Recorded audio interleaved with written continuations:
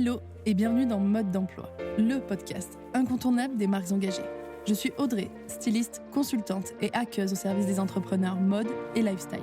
Depuis 2018, j'accompagne les créateurs et créatrices pour donner vie à leurs projets en partageant les conseils et les secrets bien gardés des grandes marques pour réussir. Dans ce podcast, nous allons pirater les techniques et méthodes de l'industrie pour les mettre entre les mains de marques indépendantes comme la vôtre. Alors que vous souhaitez créer votre marque en partant de zéro ou lui donner un coup de boost en vendant plus et mieux, vous êtes au bon endroit.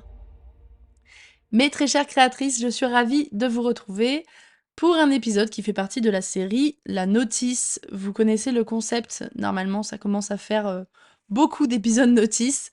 Je publie une boîte à questions sur Instagram et vous me soumettez votre problématique du moment, votre question. Moi, je vous réponds dans un épisode de podcast en vous donnant ma notice sur mesure rien que pour vous. Je vous dis en gros, en quelques étapes, comment j'aurais fait si j'étais à votre place. C'est un épisode court, concret, qui va à l'essentiel et qui est sans montage. C'est donc parti pour la notice du jour. C'est une question qui a été posée par Sarah. Comment augmenter la visibilité de ma marque rapidement ? Et elle précise simplement parce que je suis seule. Déjà, Sarah, puisque je connais ta marque, Sarah, c'est la fondatrice de la marque Epiko, E-P-I-K-O. Déjà, faire tout ce que tu fais toute seule, c'est déjà énorme, je tenais à le dire. Donc n'hésitez pas à lui envoyer pas mal de soutien et à augmenter sa visibilité peut-être grâce à ce podcast. Alors, petite introduction pour ce sujet avant de démarrer la notice et le plan d'action concret. C'est que augmenter sa visibilité, c'est bien, mais c'est une seule des 3 étapes du tunnel de vente. C'est-à-dire que le tunnel de vente, c'est un entonnoir. Tout en haut, on a la visibilité, faire rentrer un maximum de prospects et de personnes dans cet entonnoir. Mais ensuite, il y a aussi les étapes intérêt, donc susciter de l'intérêt et du désir pour mes produits et pour ma marque auprès de ces personnes-là. Et enfin, à la toute fin de l'entonnoir, la conversion. Convertir ces personnes, c'est-à-dire qu'elles passent à l'achat, les convaincre aussi d'acheter un produit chez moi. Donc avant de chercher à augmenter ma visibilité, je vais vérifier où j'en suis pour être certaine que c'est le bon levier. C'est-à-dire, je vais vérifier que c'est de visibilité dont j'ai besoin pour vendre plus. Parce que bon, j'imagine que, peut-être que c'est pas le cas pour Sarah, mais quand on se pose la question d'augmenter sa visibilité, c'est potentiellement pour vendre plus. Mais il faut que je sois certaine que c'est bien la visibilité qui me manque et pas l'intérêt ou la conversion. Pour vérifier ça, je regarde par exemple, donc si je vends sur un site internet, je vais regarder le nombre de visites que j'ai sur mon site internet versus le nombre de ventes. Ça permet de donner ce qu'on appelle le taux de conversion. Et je vais regarder donc si mon taux de conversion est bon ou si au contraire il n'est pas bon. Si j'ai beaucoup de visites sur mon site et un tout petit taux de conversion, alors ça veut dire que c'est pas la visibilité qui me manque. Par contre, si j'ai peu de ventes et peu de visites sur le site, bon bah oui, effectivement, ça doit venir de là. C'est-à-dire que je ne pourrais pas avoir des ventes si j'ai pas de visites sur mon site, si personne ne connaît mon site. Après, si j'ai par exemple mes produits qui sont en boutique, que je vends dans des boutiques physiques, en dépôt-vente par exemple, et que j'ai peu de retours, bah, je dois me poser la question de finalement, est-ce que c'est pas ma collection qui plaît pas trop? Est-ce que c'est la manière dont les produits sont mis en avant? Est-ce que c'est les boutiques que j'ai choisies en dépôt-vente, etc. Enfin voilà, c'est peut-être pas la visibilité puisque je suis dans ces boutiques, donc j'ai de la visibilité, mais peut-être que finalement, j'ai pas fait le bon choix des boutiques, mes prix sont pas alignés, ma collection ne plaît pas et tout ça. Donc je vais essayer de j'arrive pas à susciter l'intérêt, c'est ça là, l'idée c'est de susciter l'intérêt par exemple en boutique. Mais voilà, l'idée c'est de définir, quelles sont les étapes de ce tunnel qui bloquent. Si c'est bel et bien la visibilité, je me rends compte que c'est ça qui me manque, alors on continue l'épisode et je vous donne du coup 5 étapes pour augmenter votre visibilité. Alors rapidement et facilement, je peux pas l'affirmer parce que c'est pas évident non plus. J'ai pas la secret magic, non, la secret sauce, j'allais dire la recette magique ou la secret sauce pour faire ça. Mais je vais essayer de vous donner donc mes astuces à moi. Première étape, c'est que je commencerai par me donner un objectif de visibilité. C'est-à-dire que, comme je dis souvent, ces derniers temps en tout cas, sans objectif, je n'ai rien à atteindre. Donc, si je n'ai rien à atteindre, je ne vais pas mettre les actions en place pour atteindre cet objectif puisqu'il est inexistant. Donc, je vais me donner un objectif de visibilité, à savoir, par exemple, dans les 3 prochains mois, je veux doubler le nombre de visites sur mon site internet. Dans les 3 prochains mois, je veux augmenter mon nombre d'abonnements Instagram de 20%, par exemple. Voilà, je vais me lister des objectifs potentiellement d'ailleurs, faudrait écouter faudrait démarrer par, la deuxième étape que je vais vous donner. Mais bon, c'est pas grave, comme je vous dis, cet épisode est sans montage et je le fais, un peu au feeling aussi. Mais peut-être que la deuxième étape serait plus pertinente à être faite en première. Mais en gros, pour cette première étape, je définis mes objectifs de visibilité. Qu'est-ce que je veux atteindre pour augmenter ma visibilité et pour mettre des actions très concrètes en place et atteindre cet objectif. Deuxième étape donc, qui pourrait être la première, je vais analyser et identifier les points de visibilité qui me rapportent le plus en termes de quantité et de qualité. Donc je m'explique. Je vais regarder par exemple si je suis très présente sur Instagram, je vais regarder si j'ai beaucoup d'échanges sur Instagram et si je connais beaucoup de personnes qui passent à l'achat, suite à cet échange sur Instagram. Est-ce que Instagram semble me ramener beaucoup de clients? Est-ce qu'au contraire, c'est peut-être Google qui me rapporte beaucoup de clients? Est-ce que les visites sur mon site internet proviennent plus de Google, plus d'Instagram? Est-ce que les conversions, les personnes qui achètent m'ont trouvé sur Google via ma newsletter ou via le bouche à oreille, l'influence par exemple?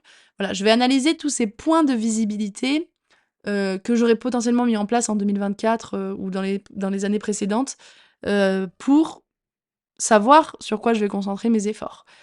Je peux regarder les événements aussi que j'ai mis en place, c'est-à-dire que si j'ai participé, à des salons, j'ai fait, par exemple, le Kids et cetera, qui m'a rapporté beaucoup de ventes.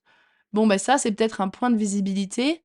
Ça m'a rapporté beaucoup d'abonnés, pardon, au-delà des ventes, là, ce serait plus, par exemple, les abonnés ou les contacts. Ça, c'est un point de visibilité que je devrais, par exemple, réitérer par la suite. Donc voilà, j'identifie ce qui me rapporte le plus pour éviter de perdre un temps fou à tenter de faire, par exemple, plein de posts Instagram qui finalement me rapportent absolument rien, ou alors à poster des photos et ça marche pas et je vois que c'est que les réels qui marchent ou quoi, enfin, vous avez compris l'intérêt. Et donc potentiellement ça, vous pouvez le faire en première étape et en deuxième étape, du coup, après définir les objectifs en fonction de ces points de visibilité. Augmenter, mon nombre d'abonnements Instagram, augmenter mon engagement sur Instagram ou alors augmenter mon nombre de visites, sur mon site internet en me mettant à fond sur le référencement SEO. Voilà pour la deuxième étape. La troisième étape, ça va être une nouvelle fois d'identifier des points de visibilité, mais là, ça va être ce que je préfère.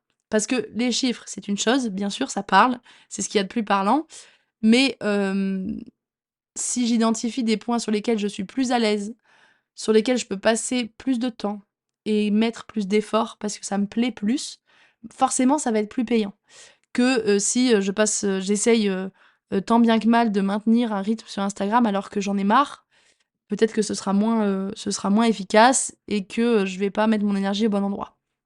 Donc là, je définis, en troisième étape, les points de visibilité, de communication que je préfère et sur lesquels j'ai envie de m'investir. Enfin, en quatrième étape, enfin pas enfin d'ailleurs, c'est quatrième étape sur 5, je planifie. Moi, je trouve que ça, c'est une bonne idée. Alors si j'étais à votre place, je trouve que c'est une bonne idée pour augmenter sa visibilité rapidement, facilement, je sais pas, mais rapidement, c'est de planifier un partenariat, une collab avec une autre marque.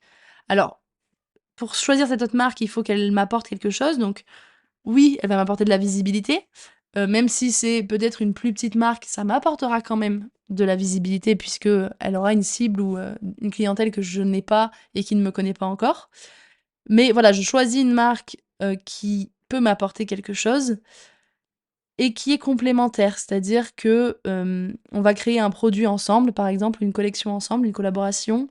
Il faut que ça ait du sens, il faut que ça soit logique, faut pas que ça soit une collab, complètement perdue et que personne ne comprend et que ni ma cible, ni sa cible ne voudra acheter, OK? Il faut que ça paraisse évident et indispensable pour nos 2 cibles. Ça permet d'apporter pas mal de visibilité puisque pendant un certain temps, pendant le lancement de cette collection capsule, les 2 marques vont communiquer beaucoup et vont donc, se mélanger leur communauté et ça va permettre de créer cet engouement et de faire connaître votre marque un peu mieux. Donc ça peut être ça, ça peut être aussi, des moyens, enfin, faire un partenariat avec une marque, ça peut être avec un vendeur aussi. Je pense à l'application, Choose par exemple qui peut être un gros, gros levier de notoriété. Ça, c'est un partenariat aussi, c'est-à-dire que je vais, par exemple, casser mes marges pour pouvoir vendre chez eux, mais au moins je vais avoir, de nouveaux clients. Bon, attention, je dis pas que c'est révolutionnaire puisque je pense que les acheteurs sur Choose, connaissent déjà les marques chez qui ils vont acheter, etc. Mais bon, vous avez compris là aussi le concept. Voilà, faire un partenariat avec une autre marque ou avec un vendeur de renom comme Choose, comme un salon Kids, etc. Voilà, tout ça. Dernière étape cette fois-ci, je vais me lister des idées de choses que je n'ai jamais essayées. Ça va me permettre de définir des projets, des actions à mettre en place, à tenter, que je n'aurais jamais essayé avant et donc sortir de ma zone de confort. Et potentiellement, quand on sort de sa zone de confort, c'est là que la magie opère, quoi. Donc ça peut être, j'ai aucun blog sur mon site, j'ai pas de blog et donc mon référencement n'est pas spécialement travaillé. Donc potentiellement, je vais essayer le référencement web. J'ai jamais créé, par exemple, de ce qu'on appelle un freebie, un lead magnet. C'est-à-dire que je n'ai pas le moyen de récupérer des adresses mail sur mon site internet en dehors de profiter de 10 de réduction sur votre première commande, ce qui est pas un moyen très efficace, on va pas se mentir. Mais par contre, un cadeau, genre télécharger nos étiquettes spéciales Noël à l'effigie de la marque, ça peut plaire. Donc, je vais créer un freebie, un cadeau. Je l'ai jamais fait. Je pense que ça peut être pertinent parce que je l'ai jamais fait. Par exemple, j'ai jamais fait de partenariat avec une influenceuse. Bon, pourquoi pas parler avec une que j'aime bien, échanger avec elle régulièrement et puis à un moment donné lui proposer une collab, un cadeau, un concours, que sais-je. Mais peut-être si j'ai jamais testé ça, je veux bien le tester. J'ai jamais participé à un podcast, donc je ne sais pas ce que ça peut me rapporter, mais peut-être que, en participant à un podcast, je vais me faire connaître un peu plus. Voilà, ça c'est plein de petites actions qui pourraient augmenter votre visibilité parce que c'est des actions que vous n'avez jamais mises en place. En se concentrant sur Instagram et sur les points de visibilité que j'ai déjà, je vais les optimiser, je vais utiliser certains leviers, mais je vais pas en utiliser des nouveaux et donc je vais pas avoir ce second souffle avec des nouvelles personnes qui arrivent sur mon compte. Une fois que j'ai fait ça, que j'ai listé mes idées dingues que j'ai pas encore essayées, je vais me donner des objectifs, c'est-à-dire qu'est-ce que je tente, qu'est-ce qui me branche, quelle est l'idée que je me sens capable de réaliser, ou alors quel challenge je me lance. Par exemple, je vais trouver une influenceuse en mars 2025 pour faire un concours, parce que je vais sortir une collection à ce moment-là. Je vais tenter le truc. Alors ça marche pas, j'ai envie de dire peu importe, dans le sens où là on va tenter et essayer des choses. Il faut pas non plus que j'ai l'air d'être trop partout et à vouloir trop en faire. Mais voilà, je vais tenter des choses. Moi, ça m'est déjà arrivé de me dire, quand j'ai repris après mon congé maternité, par exemple, je m'étais dit, j'ai jamais essayé de poster tous les jours sur Instagram. Donc je sais pas exactement ce que ça peut avoir comme retombée, mais je vais le tenter. Et je l'ai fait pendant plusieurs mois. Je me suis dit, le référencement web, je sais que c'est pertinent, mais jusqu'à présent, je faisais quelques articles de blog par-ci par-là. J'ai jamais tenté d'être régulière. Je vais l'être régulière et je vais voir ce que ça donne. Et là, à la fin de 2025, 9 mois après mon retour de congé maternité, je peux prendre des décisions et je peux dresser un bilan de ce que j'ai fait pour ma visibilité et pour mon entreprise. Donc voilà, tentez des choses, essayez des choses que vous n'avez jamais faites, et vous verrez ensuite les retombées, et vous pourrez par la suite affiner les idées et les projets pour grandir en termes de visibilité et de notoriété. Voilà pour cette notice, j'espère qu'elle t'aura aidé, Sarah.